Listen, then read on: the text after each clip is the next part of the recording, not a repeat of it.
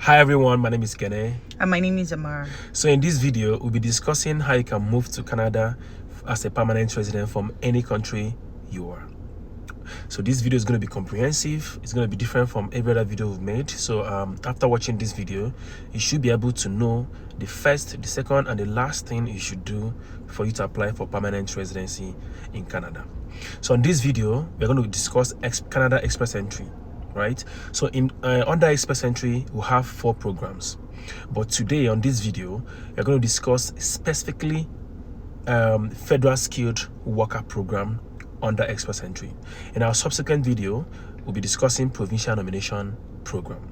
So this video is going to come in series. What I mean series, I mean several parts. It could be part 1, part 2, part 3. So try as much as you can to watch all the parts of the videos. We'll be posting them right here on our YouTube channel and also on our Facebook page. You can see the name on the screen. Wherever you want to watch it, you are free. And feel free to share with your friends and families, whoever you feel this video is going to help.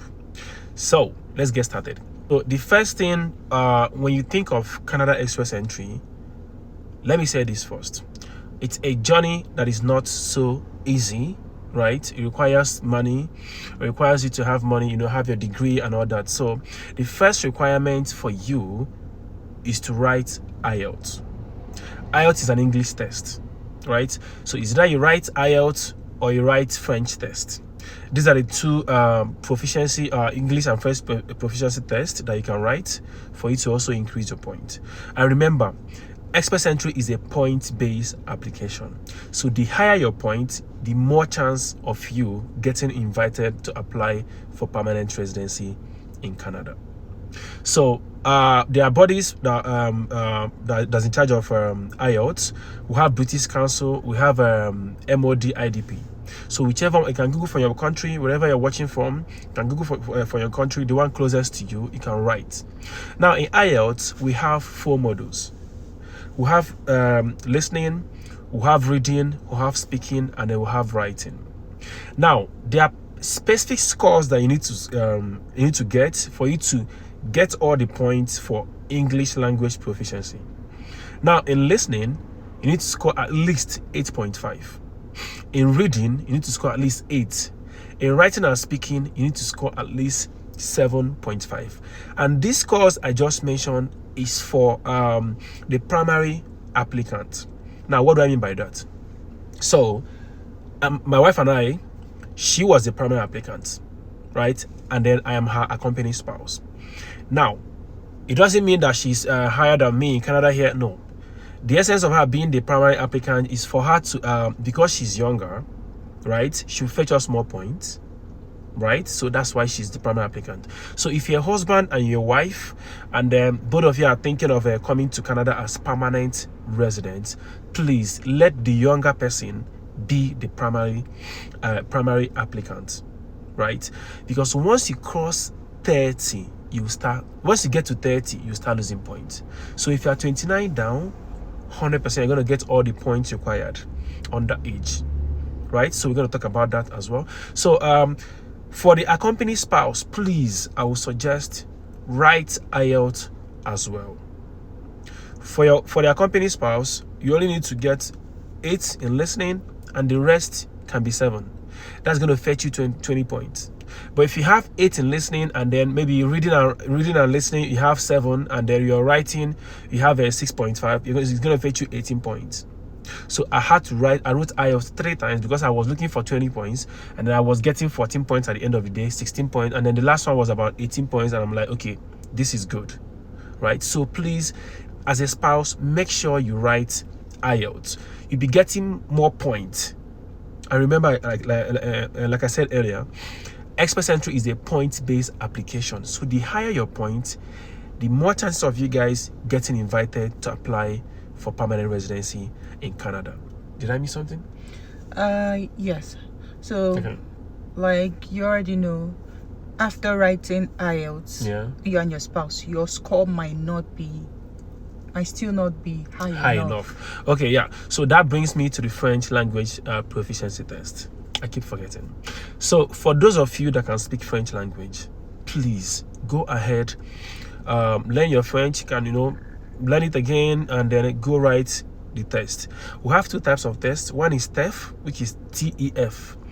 The other one is TCF. But I think whichever one you are comfortable writing, go ahead, register for it, and also write it. Now, if you are from a French speaking country, of course, French is your first language, so write French and also write IELTS. So if you're from an English speaking country, write IELTS and also write French if you can. Because right now, Canada is inviting lots of people that